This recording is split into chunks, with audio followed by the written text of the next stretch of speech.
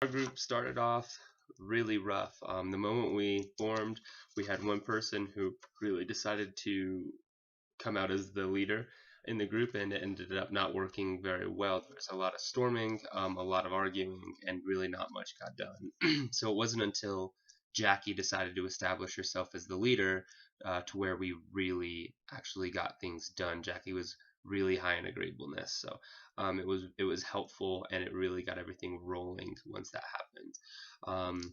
So once that was settled, we decided to all go to an amusement park called Lakeside. But the moment that we were going to go, or the day we were going to go, it was closed. So we ended up having to change our minds really, really quick on the dot, and we chose to go to the Denver Escape Room.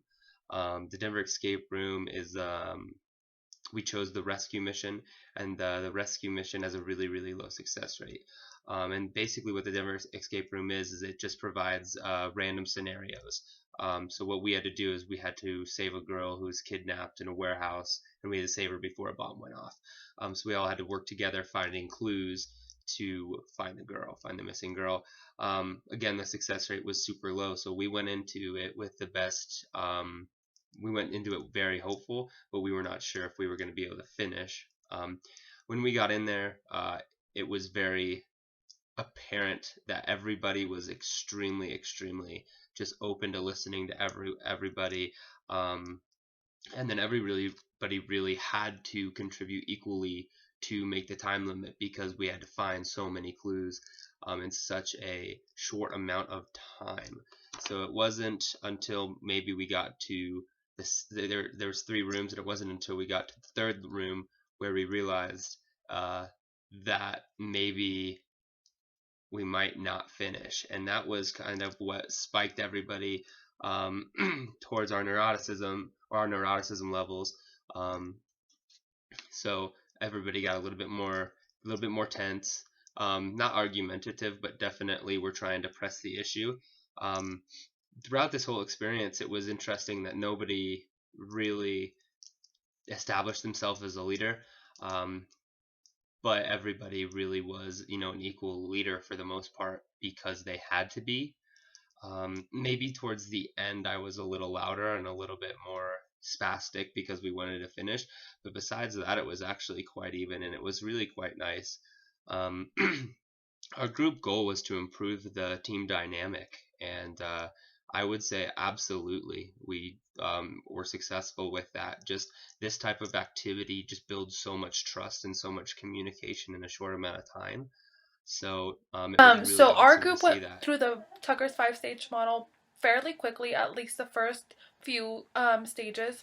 So we formed and everything was great. We thought we were on a roll, but once it came down to making a decision on what we were going to do for an activity or volunteer, that kind of went awry. So storming happened fairly quickly. It was on our first meeting, and it wasn't just small storming; it really blew up. So we really didn't achieve much on that first meeting.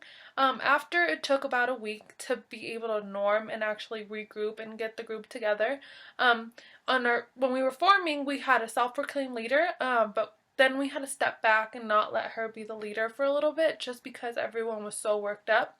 Therefore, I stepped up to be the leader.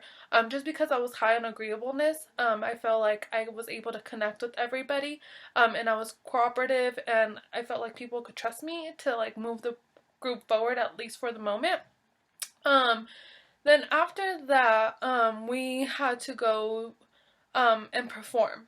Performing was fairly nice and simple. We had great synergy throughout the group, but before we actually got there, an hour before we actually had to do an activity, one of our group members dropped, and she was the cause that caused us to actually pick the activity.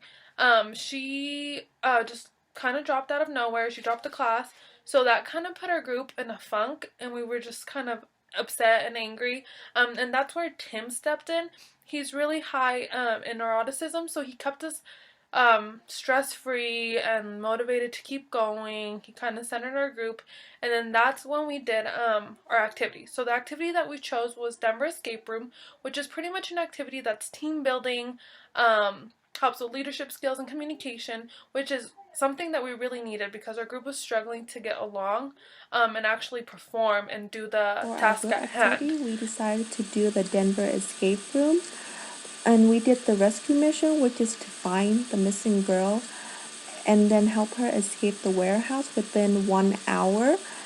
Unfortunately, we did not pass this mission, and it's pretty reasonable because the success rate is very low, which is a 3.3. But we did better than most people who did this experience, this activity, because we were able to locate the girl, but we weren't able to untie her from the rope and escape the warehouse within 1 hour. So during this activity, we did show an optimistic. We were optimistic about passing the activity, and we all motivate each other and just have a positive energy throughout this whole activity. And there was no fighting or dispute as well. So for this, in this activity, we did achieve a positive synergy because we all worked together on finding the clue and figuring what the clue are, and we all communicate effectively. And we also did achieve a positive social loafing, which is that we all participate in this activity together. So I ranked the highest for agreeableness, and Tim ranked the highest for openness to experience, and Jacqueline ranked the highest for consciousness, and Spencer ranked the highest for neuroticism. And there was no formal leader, there was an informal leader where one of us all had the opportunity to be the leader by one of us finding the clue, and then the rest of us help each other solve the clue. So yes, that will conclude our group activity. After our activity, we decided to head over to a restaurant called Bad Daddy's Burger Bar so that we could kind of regroup, see where everyone was at after the activity, and basically um, talk about what happened, how we wanted to progress, how we were going to basically take what we had learned and what we had learned from working together and put that into a paper and video form.